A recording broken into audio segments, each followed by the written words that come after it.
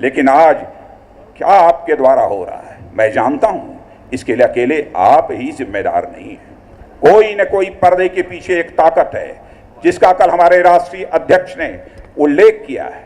हम लोग भी जब पढ़ रहे थे 8th क्लास 9th क्लास में, तब मुझे याद है कि शेक्सपियर का कोई एक नाटक था, उसमें एक पात्र ऐसा था कि पर्दे के पीछे से जो भी यूरोपीय और रोमन नाटक थे उनका संचालन करता था, जिसे कि फैंटम ऑफ द ओपेरा कहा जाता था। तो मैं ये पूछना चाहता हूं प्रधानमंत्री जी, आपको पर्दे के पीछे से संचालित करने वाला कौन वह फैंटम ऑफ द ओपेरा है? देश की जनता उसे जानना चाहती है, उसका खुलासा होना चाहिए। कई संकट, कितने संकटों का मैं उल्लेख करूं, क्या गया है हमारे प्रधानमंत्री को। अब जाकर यदि जम्मू कश्मीर जाते हैं, वहां जब बोलने के लिए खड़े होते हैं, जो नहीं बोलना चाहिए, जो समाज की समरसता, समाज की एकता और इस देश की एकता और अखंडता के लिए घातक है, वह बोल जाते हैं। कहते हैं कि Muslims have first right over the Indian resources. क्या तमाशा है? इस देश के संसाधनों पर पहला अधिकार किसी जाति का हो सकता है, किसी मजहब का हो सकता है, किसी धर्म विशेष के मानने वाले का हो सकता है। भारत माता की कोख से जो भी पैदा हुआ है, सभी का पहला अधिकार हिंदुस्तान के संसाधनों के ऊपर है। प्रधानमंत्री जी, देश की एकता और अखंडता को तोड़ने की कोशिश मत करिए, केवल वोट बैंक की पॉलिटिक्स मत कीजिए।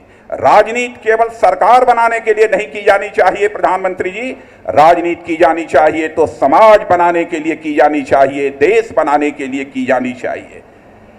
दूसरा स्टेटमेंट इधर दे डाला आपने, पैसों पर पेड़ नहीं लगते, पेड़ पर पैसे नहीं लगते हैं। जैसे लगता है कि हिंदुस्तान की जनता अब तक यह मानती रही है पैसे यदि कहीं से मिलते हैं तो पेड़ों से तोड़े जाते हैं पैसे। एक नया आपने उपदेश दे दिया है। आपके भाषण को तैयार करने का काम कौन करता है? यह बात भी हम लोगों की समझ से परे है। आश्चर्य होता है, 120 करोड़ की जनसंख्या के भारत का प्रधानमंत्री इस प्रकार के भाषण देता है जिसका कोई अर्थ नहीं है। अजीबोगरीब स्थिति इस देश में पैदा हो गई है। बहनों भाइयों, संवैधानिक संस्थाओं की अवमानना किस तरीके से हो रही है उसके बारे में हमारे डॉक्टर जोशी जी ने विस्तार पूर्वक आपसे चर्चा की है। संसद में आप आश्वासन देते हैं कि हम तभी एफडीआई की इजाजत देंगे जब सारे स्टेक होल्डर्स को हम विश्वास में ले लेंगे। लेकिन विश्वास में लेने की बात दूर, आपने संसद का सत्र समाप्त होने के कुछ ही समय के बाद एफडीआई के लिए आपने नोटिफिकेशन जारी कर दिया। क्या यह संसद की अवमानना नहीं है? सीएजी भी हमारी एक संवैधानिक संस्था है, उसकी भी आपने अवमानना की। सीबीआई जैसी संवैधानिक संस्था का भी आपके द्वारा दुरुपयोग किया जा रहा है। लेकिन प्रधानमंत्री जी, सच्चाई को भी आपको समझना चाहिए कि संवैधानिक संस्थाओं की जब प्रतिष्ठा गिरती है, संवैधानिक व्यवस्थाएं जब टूटने लगती हैं तो देश को भी टूटने से दुनिया की कोई ताकत नहीं बचा सकती है। देश के यदि सभी राज्यों पर यदि आप नजर डालें, जैसे लगता है कि यह सरकार आंख बंद किए हुए बैठी हुई है। आसाम में जिस प्रकार का नंगा नाच हुआ है उसकी बहुत विस्तार में जाकर मैं यहाँ चर्चा नहीं करना चाहता, लेकिन मैं यह मांग करना चाहता हूँ इस मंच के माध्यम से, असम में जो कुछ भी हुआ है, बेंगलोर में जो कुछ भी हुआ है, हैदराबाद में जो कुछ भी हुआ है, लखनऊ, कानपुर, बरेली में जो कुछ भी हुआ है, मुंबई में जो कुछ भी हुआ है, क्यों स्थान स्थान पर इस प्रकार की वारदातें हो रही हैं? और साथ ही साथ उस पर जो प्रभावी कदम इन्हें रोकने के लिए उठाया जाना चाहिए, आपके द्वारा उठाए नहीं जाते। इसलिए मैं मांग करना चाहता हूं, कौन सी ऐसी विदेशी ताकतें हैं जो भारत को डिस्टेबलाइज करना चाहती हैं, भारत को तोड़ना चाहती हैं? इसकी जांच कराई जानी चाहिए और इसका खुलासा किया जाना चाहिए। हर राज्य के ऊपर प्रधानमंत्री की पैनी नजर होनी चाहिए। और प्रधानमंत्री जी, मैं आपसे यह भी याद दिलाना चाहता हूं आज के अवसर पर, जिसका कि प्रस्ताव में उल्लेख है, तेलंगाना राज्य की मांग कई दशकों से तेलंगाना क्षेत्र में रहने वाले लोगों के द्वारा की जा रही है। क्योंकि वहां की गरीबी, वहां की बेरोजगारी के संकट को देखते हुए वहां की जनता ने यह मांग की है। कई बलिदान हुए हैं। आपके द्वारा संसद में आश्वासन दिया जाता है, आपके मंत्रियों के द्वारा आश्वासन दिया जाता है, फिर भी तेलंगाना राज्य बनाने की मांग आज तक पूरी नहीं हुई है। भारतीय जनता पार्टी यह मांग करती है कि तेलंगाना राज्य का शीघ्र गठन किया जाना चाहिए।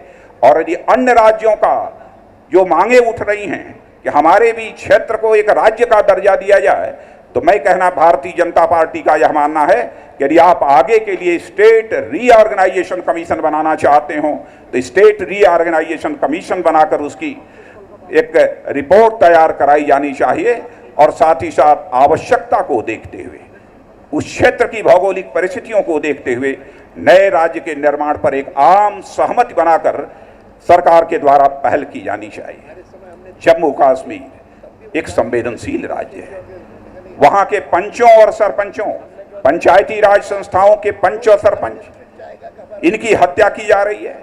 मैंने आज के 10-15 दिन पहले ही प्रधानमंत्री जी को पत्र लिखकर इस ओर ध्यान आकर्षित करने का काम किया था। मैंने प्रधानमंत्री जी से कहा कि लोकतंत्र को आतंकवादी ताकतों के द्वारा चुनौती दी जा रही है और लगभग 700 से अधिक पंचों और सरपंचों ने आतंकवादियों की दहशत के कारण अपने पद से त्यागपत्र दे दिया है। शीघ्र इस संबंध में प्रधानमंत्री जी के द्वारा पहल की जानी चाहिए और जो भी वहां पर चुने हुए इलेक्टेड पंच और सरपंच हैं उन्हें समुचित सुरक्षा मुहैया कराई जानी चाहिए।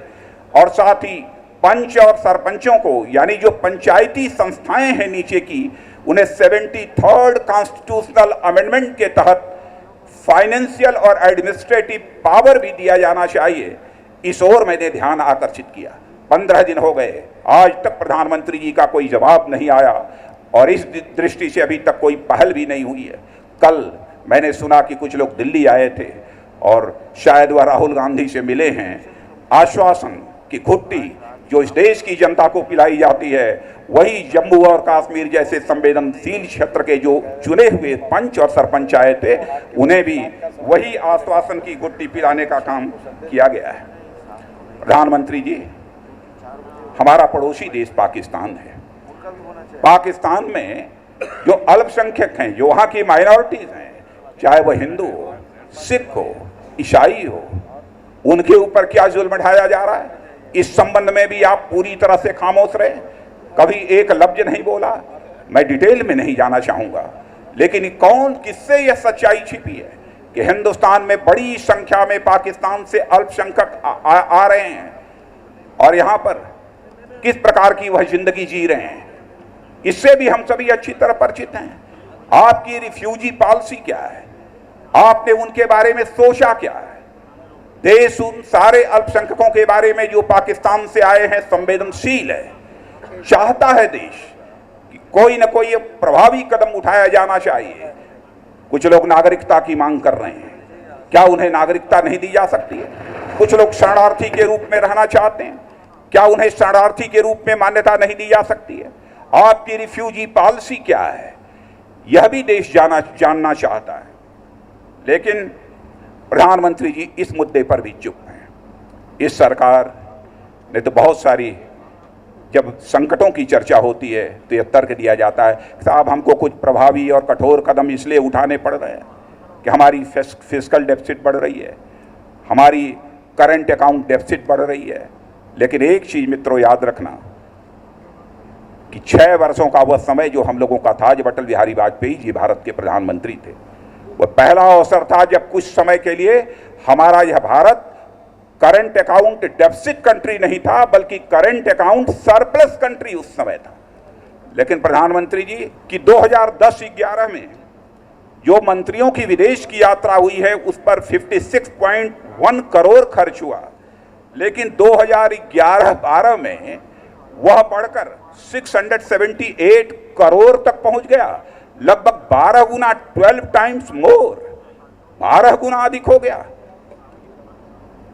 आप कैसे अपनी fiscal deficit, current account deficit अथवा अन्य जो गरीबी और बेरोजगारी के संकट हैं, इससे देश को आप कैसे निजात दिलाएंगे?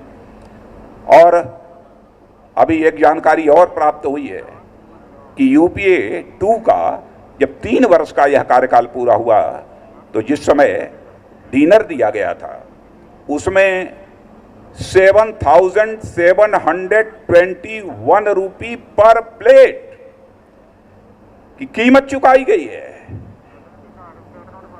अरे इस देश की गरीब जनता के पसीने का यह पैसा है, केवल नेताओं के पसीने का पैसा नहीं है।